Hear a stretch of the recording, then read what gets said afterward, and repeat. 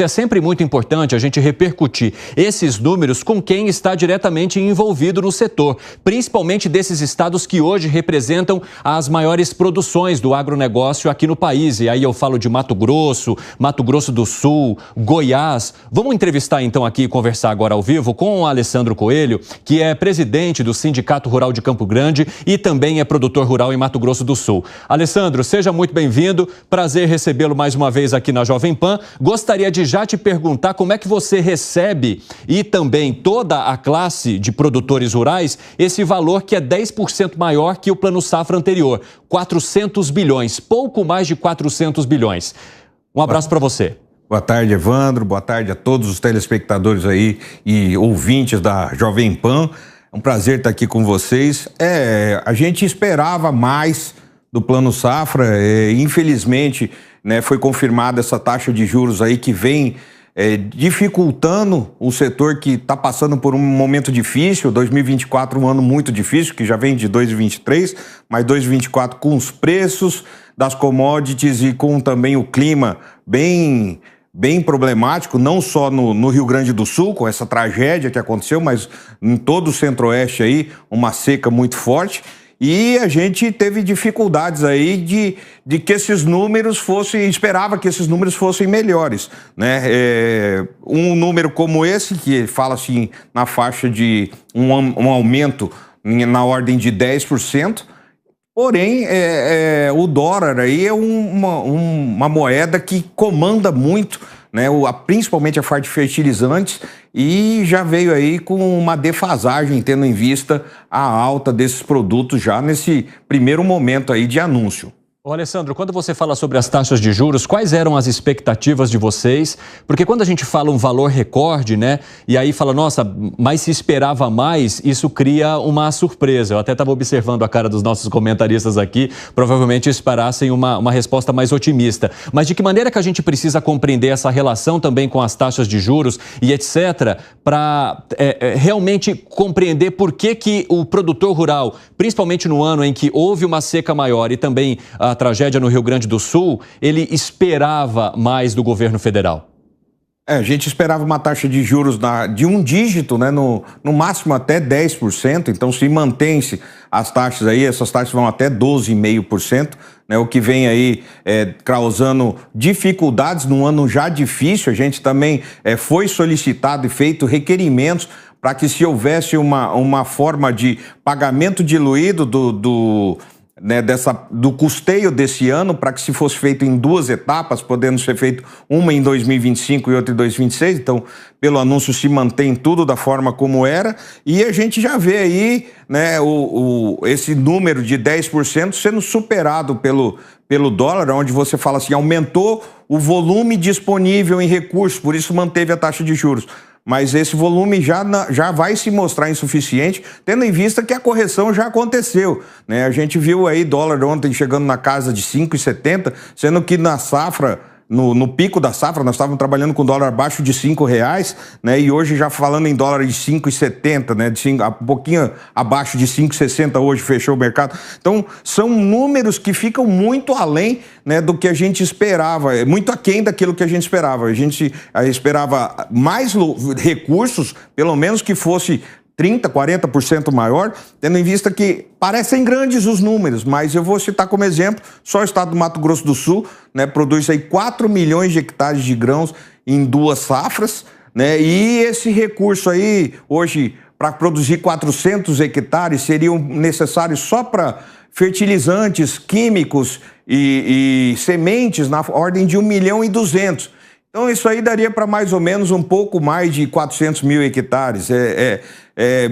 Um pouquinho mais de 10% do que o Mato Grosso do Sul produz. Então, assim, são volumes que ficam muito aquém e geravam uma expectativa, inclusive com a Superintendência do Estado do Mato Grosso do Sul vindo a confirmar que seriam números muito bons, né? A gente esperava mais.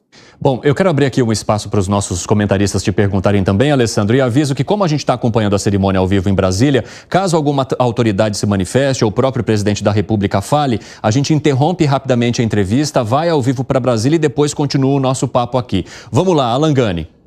Olá, Alessandro, boa tarde. Além dessa insatisfação com o valor do Plano Safra, existe alguma outra insatisfação em relação ao governo federal? A gente não pode falar que é com relação ao governo federal específico, tá? Mas é uma causa que vem gerando uma certa insegurança, inclusive alguns produtores do Mato Grosso do Sul, tá? Que produzem arroz irrigado, né? Essa questão do arroz, que essa importação aí viria de uma forma muito virulenta, trazendo desconfortos e descompassos dentro da nossa economia, e esse é um dos pontos que causam instabilidade, né? Além disso aí, a gente vê essa questão da insegurança no campo, às vezes trabalhos que não condizem com o atual momento do agro brasileiro, né? Com essa maturidade toda, né? Onde a gente, segurança jurídica é muito importante para que se possa trabalhar com tranquilidade no campo. Vamos lá, Gustavo Segré. Alessandro, uma coisa me deixou pensando. O senhor mencionou que seria somente o Plano Safra com esse valor para atender 10% da produção de Mato Grosso, mas isso seria se a produção fosse bancada integralmente pelo governo, o que de fato não deveria ser. O produtor tem que colocar o seu investimento e o seu risco.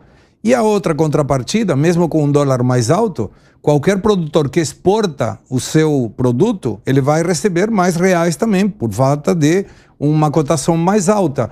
Como equaciona essas duas questões? Ou seja, o investimento do produtor, não somente do governo, com um dólar mais alto que possibilita que o exportador tenha mais ingressos.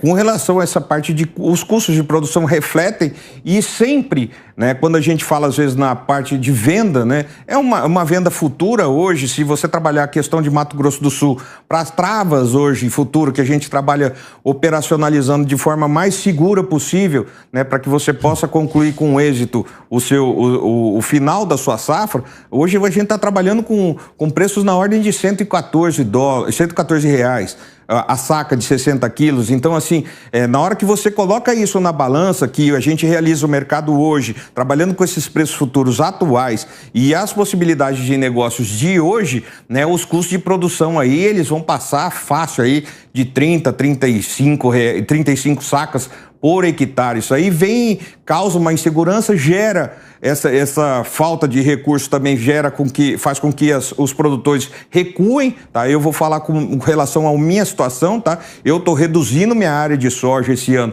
na faixa de 20%, né? Não são todos os produtores que conseguem, mas eu trabalhei somente naquelas áreas que têm um melhor potencial para que se possa fazer com um menor investimento na terra o plantio dessa safra. Bom, Alessandro, para a gente finalizar aqui, eu vou abrir espaço então para o Fábio Piperno fazer a última pergunta. Vai lá, Piperno. Alessandro, boa tarde.